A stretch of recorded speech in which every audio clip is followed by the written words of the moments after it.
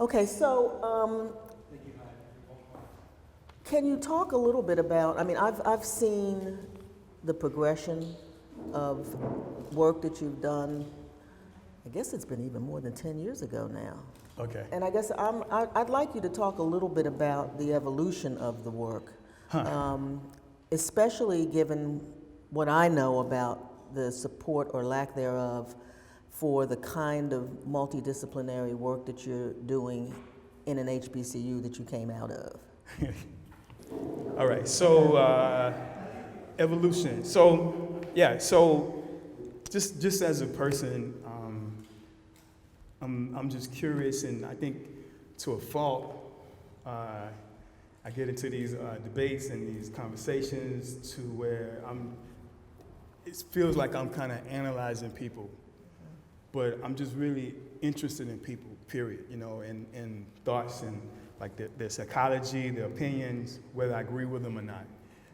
And I think the more that I take that information in, I think I've become more knowledgeable. And I think the thing is, there's a rebellious part of me too. Excuse me. And that rebellious part of me is what, like, part of this whole thing is to kind of take risk and push back against what's somewhat familiar for me. And through the work and through the practice, I learn more things about myself, and thank you. And I learn more things about, like, just whatever I'm interested in. So I think that's how that evolution happens. And in terms of HBU, well, that was all. I mean, from high school, it was always arguments and stuff, and because trust me, there's the focus on. And again, it didn't matter because I'm circling back to it anyway. But there is the focus when you get there is like there's African like centered work, black artists historically, and some of the like traditional kind of who occupy the biggest part of the art history books. You talk about them because that's kind of like these kind of staples, but at the same time, you get blessed with this other information. And when I still kind of push back because, for the record, who don't know, I went to TSU and John Biggers is the founder of that art department. And so I'm not pushing back towards that, but it's just this thing like, I don't want to do that, But, like, again, what it really is that I don't necessarily want to do that in that particular aesthetic. The ideas are there and it's never going away, So this whole thing about dark Imaginarence is a way to, I guess, articulate my way to push back or separate or find something or find a root that I can call my own, but at the same time tie all those things into the culture and the traditions, and still have room for things to grow and move around, because it is about, to me, it's about being human too. I mean, in that same vein, you've also embraced a multiplicity of materials. It seems as though you are not wedded to any particular way of making your work. Your practice involves, found stuff and bought stuff, and I mean, it seems as though you really, in all ways, are not confining yourself right. as you make this exploration. Is that a fair assessment? That's absolutely. That's absolutely right. You can tell he's not in love with the mic like I am. Yeah. Well, see, you know what I've been thinking about? I've been thinking about. Like, I was listening to, like, this Bell Hooks interview and with Arthur Jaffra, right? And they were talking about, like, when the camera is on, there's this sense of to perform, but there's also this sense of this camera being, regardless who's behind the camera, there's a sense of white supremacy, because we always understand, like, in terms of media images, how that impact us psychologically or subconsciously. So, like, when I cut the mic on, I'm like thinking now, like, where's the performance start and where does it stop? You know what I mean? That's why I did it. But definitely probably not as comfortable. But what's the question? What's the question? What was the question? I was talking about your material. Yeah, that's right. I've I had time, got a little gray, so I had time to think about it. Don't even talk about gray. It's cool. I've been had time to think about, like, again, it is a very personal way of approaching things where I feel like when I'm married to one particular thing and become identified with it, or I'm comfortable with it, or I feel strong in it, there's something for me to do something else. But at the same time, while working in that particular space, these other things, that particular work gives you information. It tells you, why don't you do this? Why don't you do that? And then it just gets magnified by my own personal thing. Like I try to think about like collage and assemblage as ways like, I don't want to just necessarily do drawings like flat paper and the drawing. I want it to be something else. So that's why formally that's why the paper bags and the drawing and the plastic kind of coexist. So it's not necessarily just drawing, it's sculptural, and then when the plastic and all those things come in terms of how I feel, it's like physical, and they're paintings in a sense, but not necessarily painting in the traditional sense of using paint. And for those pieces, I try not to use paint. I try to stay away from paint and consider painterly, so. Okay. So, given all of that and the fact that you are and have been engrossed in this sort of exploration of blackness on many levels, and you recently have begun to see some traction as far as commercial galleries are concerned.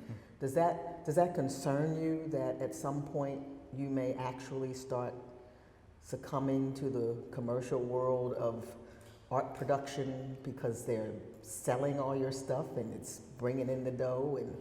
And do you see that as a danger in any way? First of all, the bank will probably disagree with that. The bank. They would say we highly disagree.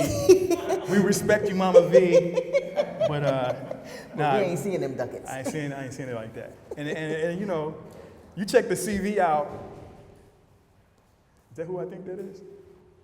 You check the CV out, and the CV would tell you that my relationship with relationships with galleries is not as consistent because of that reason. And that reason is, we need you to become this workhorse. And see, environments can dictate like how you produce and how you think, right? So living in Houston and versus somewhere like New York, that kind of pressure is not there to kick out stuff, and there's a lot of space. Like here in Dallas, you got all these hills, we're flat. It's a lot of space to think. We got hills?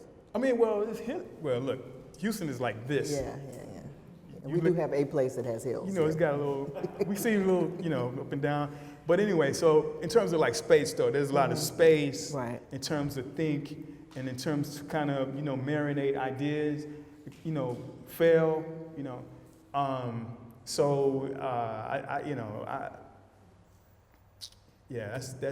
pretty much, I have to find a gallery, if we're talking about commercial galleries, I have to find a gallery that is okay with me making these different kind of moves. And there was a retrospective of Mel Chin. Yeah. You saw that? No, I didn't see it, but I saw the Facebook post. He posted it on Facebook. So that curator made a good point. Like Mel Chin is this artist in Houston. Incredible. Asian artist who also does all these different things if you don't know, and about him. And the curator who initially curated his, I think her name is Miranda Lash, curated his retrospective, made a point of saying that people could not locate his particular point of practice or his focus or his particular medium And because they're looking in the wrong spaces, right? The right spaces to understand that doing all those different things is the particular medium, is particular practice, same as me. Mm-hmm. You know, that's where the space is, not, you know, all that other stuff. So when that kind of thing happens and galleries start to understand that, and understand it is also profit in that if you're only thinking about money, long as the work is strong, right, then I think I'll find, you know, a gallery that I could kind of chill with. But, you know, they come and go, you know what I mean? And it's like life, you know, it's, you know, you do one thing and then you think about it and then 10 years later you're not interested in that anymore. You don't think the same way. So that's how I look at it. That's plug. Dark Imaginarence is all about, like, I'm telling you it's this today, and next month I'm like, oh no, this is not about that. You know what I mean? Because that's what that's about. You get what I'm saying? Yeah. Mm-hmm. So. And how important is it for you then to have a community that is equally engaged in these kinds of explorations? Because I know that Houston has a lot of, not a lot, but you know what I mean, there's a community of artists who are truly investigating and exploring some things that I don't necessarily, and I'm talking specifically in the Black community. Right. You know, I don't specifically see that happening in many other Texas cities or other cities, period. Yeah, it's unique. Yeah, very. And I think it has something to do with like the history of that neighborhood, and which is Third Ward. And historically, Third Ward was the third space that the freed slaves or enslaved, you know, migrated to. And so it has this history. It also has that history. It also has like these different institutions that support that space.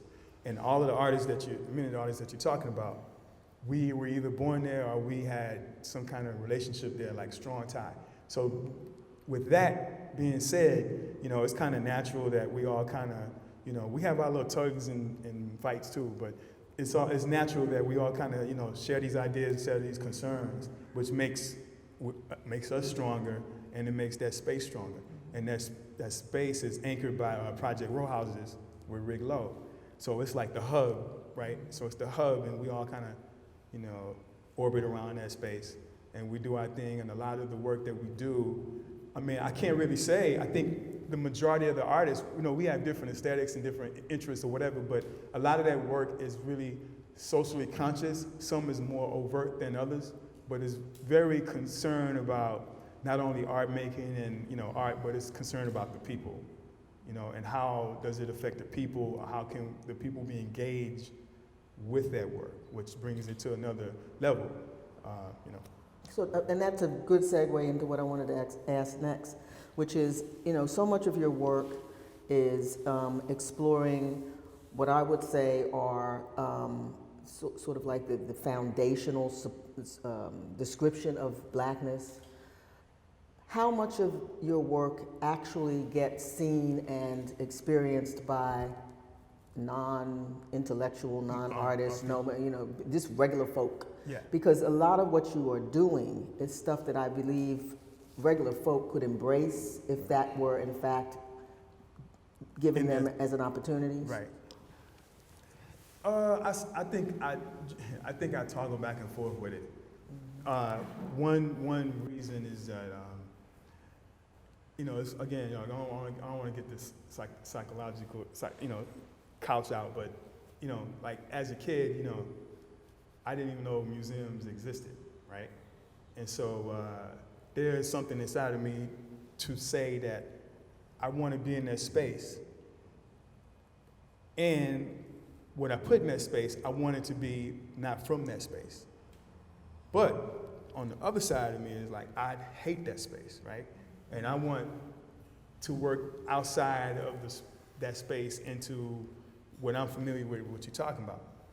So I'll say I move back and forth with it. I think like some of those images that you saw, like was just I think that was just like outside was some of my work, you know, that I just leave out there so people can be engaged with it. On one level, in terms of just thinking of it like public art or something like that. The other thing is that trying to incorporate people from the community, or who are, you say non-intellectuals, but I mean, we're all intellectual on some level, you know, that are from the community, and have them participate in the work. And that work kind of still falls back into that you know, museum, gallery space or whatever, but at the same time, it still, you know, embraces them, you know, and say they are not excluded from it. And so, you know, I kind of go back and forth on it, but I will say that, like, as of, you know, like last year, I've been really thinking about, like, ways to kind of make stuff that, or do things that engage everyday people, you know, because I'm everyday. I wouldn't consider myself like an academic or, you know, intellectual in the term of how people use it formally, but like, I'm regular folk too, all day, you know. And so I always keep that in mind, you know, and I'm open to people talking to me about it, like, you know, the critique from them saying, like, hey, you know, because that's what happened with Rick and Rick Lowe. You know, the reason why he was doing like traditional artwork and how he got into Project Row House is a young kid asked him, hey, this is not working for us. You know, like, we don't understand this stuff. So he flipped it, and then now he's who he is. And I'm like, Rick, I want to go there, but I want to step into a different light, a different phase, and then like introduce some psychology in it, you know, a little bit. How that works, because of me, not that I'm crazy, you know what I'm saying, but I really like the way people think. I'm just really interested in why people think. And I've only taken one psychology class in college, but it just really interests me, right? Okay. Yeah. So, can I answer these questions? Because I know I get off track sometimes. if you didn't, I'd tell you. Okay. See, this is what I'm talking about. Yes, man. Yes. I guess what I'd like to do is, are there any comments, questions, or whatever that any of you have based on what you saw or what you know? Do you know about Nathaniel Donnett? Did you look his work up? Anybody? Yes? I wanted to comment on what you were saying, how this interdisciplinary work that doesn't really focus on one medium or even one topic, you know, is a nice platform upon which non-intellectuals can make like, I really picked up on that as I was watching it, that it gives me a context for things I might not know about, that obviously you do know about, but the cadence with which you're speaking about it also gives me the ability to, I don't know, just kind of tap into, you know, what it is to you and where it comes from, but kind of indecidedly, you know, it's not stuffy or super formal. Yeah. You know, I really appreciate that. I definitely connect with that. Thanks. I mean, I think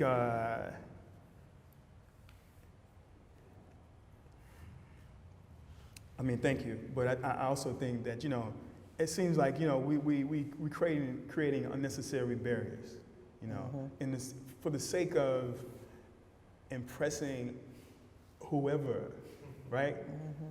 And Usually this in is the art world. this is a brilliant woman. And she came to my house / studio and with none of that old stuffy stuff. You know what I mean? I felt like, I was like, wow, this is, I mean, like, before I knew about the Mama V title, I was like, wow, she's like, you know, and I love women. I'm married. Let me just clarify this. I'm married, but I love women. My mom passed away when I was 18, so there's a connection with, you know, women, little girls, you know what I mean? All these kind of things, and when she came, I just really felt so close to her, you know? And I think we need more people in the art world like that, and like what you're saying. And then with that, you can bring all those other, you know, the academia and all that stuff in. That's what I'm saying. Like, we don't need to isolate. You see what I mean? We need to kind of cross-pollinate, talk to other people wherever you at, because that'll bring somebody to another level, right? I mean, I'm at another level right now, because I messed up a couple of words. So when I go do this again, you know, my level will have gotten to another level, right? So thank you for peeping that out. Yeah, I appreciate it. Anybody else? So don't nobody want to know why I did this? Okay, go ahead. Okay. Are you represented by a gallery in Texas right now? No. I was. And that goes back to her question. Yeah, I wanted him to talk about it because, you know, that's the dilemma. Yeah. And, you know, I think that we all know who are artists, we all know that word commercial in that term commercial gallery begins to dictate certain things. And if you are an artist who is constantly exploring, which you are, you know, it makes it very difficult to have a relationship with an entity that is really trying to commodify what you do. Right. And it's, you know, it's just not going to happen with him. You know, it's not going to happen with any artist. It's really about growing. Right. Why do you ask? Because she's going to go buy your stuff. Oh. Yes. Oh, I'm what you call self-employed, self-representative, non-selfish, you know, self-aware. You know. Hey, get the address and go down to the studio and get some work. Yeah. I actually got this, one of your works a few years back through, Stop, don't say that name. I'm not going to say how, but That was the gallery you about to say? no. Okay. But what I was going to say is I wanted to follow up on my second piece, and so I think at one point maybe, Didn't you buy it at the center? yeah. Well, Oh, okay. That's what bought it at the center. Oh, okay, that's good. Oh, no, that's we're great. not. No, he'll pump the center. Yeah, for sure. I thought you were talking about this commercial gallery I was with that I'm not with anymore. So. So I think maybe you're represented by someone in Virginia, or? No, that's in D.C. Yes. Yeah. So I had to reach out to them. That's how far I had to go. Oh, okay. Oh, And you can go to Houston. Thank you. Tell her to go there. Just tell her to come on down. Yeah, right. 4 hours, you know. Yeah, you know, don't worry about all that. Yeah. D? I would like to think, you know, like you said, she's a great artist. That's how I studied under her. How do you see where he is in this time, this generation, this time? Well- She's been showing me art for years, and from what I just saw, you know, we got to balance that right now, because right now she's dealing with a time where it was different, you know, ideas in mind, and what she's dealing with is the time where we are right now. That's how I understand. I would love to know what she thinks on how, you know, this generation and this time. Well, you know, one of the things that I loved about Nathaniel's work was that he was not motivated by now. You know, he really is exploring things that he's interested in, whether that is au courant or not. And many of the artists that I have a problem with from this generation is that they are so much about trend and so little about substance. And, you know, a lot of the stuff is very technically proficient. You know, you look at it and it's done so well. But I get no emotional anything from it. You know, it's just sort of like, oh, okay. I'm always moved by the work that he does. I mean, it makes me think. It makes me sometimes be upset. You know, I mean, there's never work that he's doing, whatever the vein, you know, sometimes he's doing photographs, you know, sometimes he's doing, you know, sculpture, but it's always work that makes me think. And sometimes it's raw, you know, it's not involved in construction and you know, perfection and any of that. It's about some visceral thing that he's getting at, you know. So that in many ways sets him apart from many of the artists in his generation, because I do see a lot of this very slick, very trendy kind of, you know, need to be edgy, you know, whatever the fuck that means, I don't know. I'm on edge. That's what I look at. I'm always on edge. But you know, so I just like for it to be as human as possible. Yeah, I mean, I'm living, that's what I'm saying. I'm just like, yeah, you got some talent around here you would expect. And so when you get to do it in this generation, man, we got to catch up, you know, and you lead, you know, I'm acknowledging it. Thanks, brother. I mean, like the you know, it's just not supposed to be pretty. It's if you're I mean, this is just me talking. everybody, I mean, I got friends who will flow like that, and that's cool, that's your thing, you know. But I mean, like in films, you know, like, you know, you don't want to have this protagonist or this one person just good, like that's it, you know, because that's not real, right? It's not, you know what I mean? The person who you think is the best person has something about, that's done something that wouldn't be in that category. So, yeah, thank you. Thank everybody for coming. I'm sorry. I apologize. I'm sorry. Anybody else have any comments? I just want to say I really appreciated, I appreciate your work, but also I like the connections that you were making to place. I find myself now in my own practice doing that, and especially growing up, I'm also Keystone as well. I live here in Dallas and Fort Worth. But I'm sort of in that place of tracing my artistic genealogy, and I find myself coming back to the private courthouses because the church that I grew up in was Trinity United Methodist Church, which is right across the street. Okay, yeah. So I thought I was so interested that you brought that up because that's kind of the place where I'm seeing that crossroads for myself. So I appreciated you just kind of referencing that because I was kind of. Well, check this out. Okay, so listen to what I'm saying. Okay.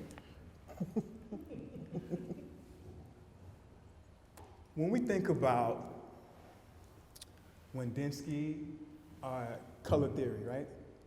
That's a European thing. There's nothing wrong with that, right?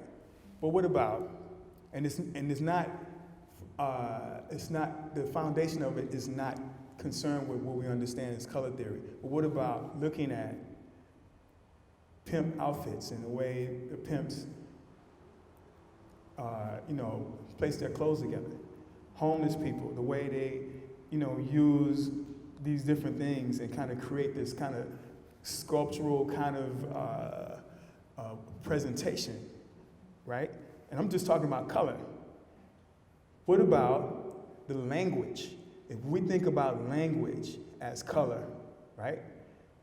Those are things, and when I'm talking about language, I'm talking about straight up Black, Southern Black, Mississippi words that stretch from here back to Houston, right? And up and down.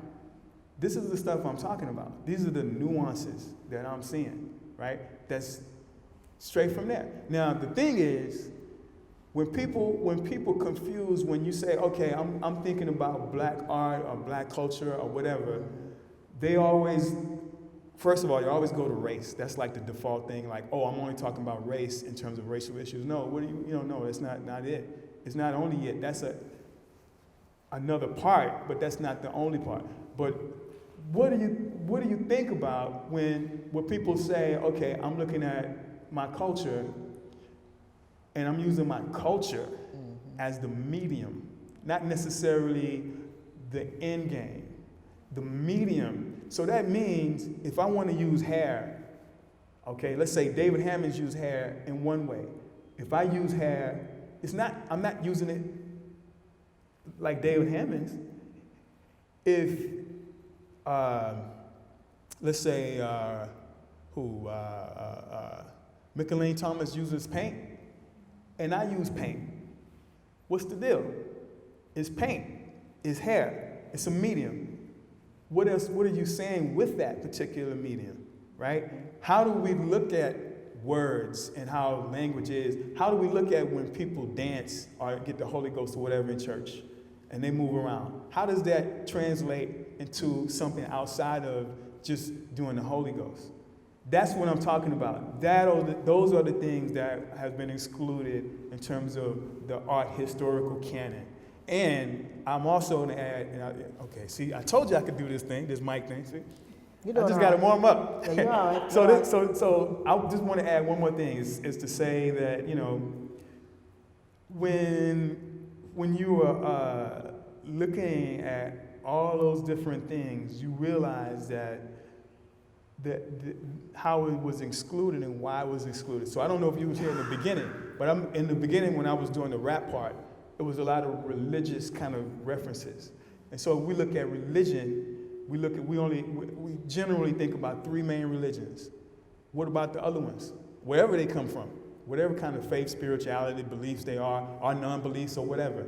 Why do we have 3 main ones? Why in art is it this main thing? When you get your history book, there's only a little small, 3 pages maybe, art history I'm talking about. I mean, even in regular history, it's just 3 or 4 pages. See what I mean? So now what I'm trying to do, what I'm doing is trying to like blow that up. Look at that. Whoever believes it or not, whoever agrees with me or not, that's not important. But when you put those things out there, then that's what's important, because now it becomes part of dialogue and discussion. And I'll let the historians and the academics and the intellectuals get their pens and do whatever they do. That's what that is about. And Lauren just had a show at our center that was actually looking at that same issue. Yeah, I see Lauren back there. Huh? I see her back there. Yeah. No, that Lauren. It just asked the question, Lauren Cross. Oh, I'm getting 2 Laurens mixed up? That's not Lauren. Sitting Oh, next I'm to sorry. it. Okay, so this. It looks like Lauren Woods, but it's not. Okay. I told you I know that. all Laurens look All alike. right. Well, nice. Thank you. Anybody else? Nobody? Anybody? No? No? Well, thank you so much, everybody. Thanks. Thanks for coming, and Nathaniel, thanks for being in Dallas. Yep. Coming back. Yeah, for this. Yeah, I was invited to. Like, She's what? trying to get that work. Leave. You don't need to be here. I can tell you're not from Dallas. I mean, I like basketball, but I don't follow it like that, so I'm not even on it, no, I'm just playing. All right, so, yeah, this is cool. I really appreciate it. Okay, so, I'm not